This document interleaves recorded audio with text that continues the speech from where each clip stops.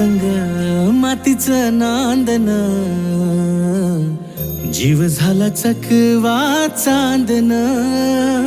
आभाळा संग मातीचं नांदन, जीव झाला चकवा चांदन. दिवसाच दिस त्यात तार या नभामध्ये, दिवसाच दिस त्यात तार या नभामध्ये. हो जगन हे न्यार झालं जी.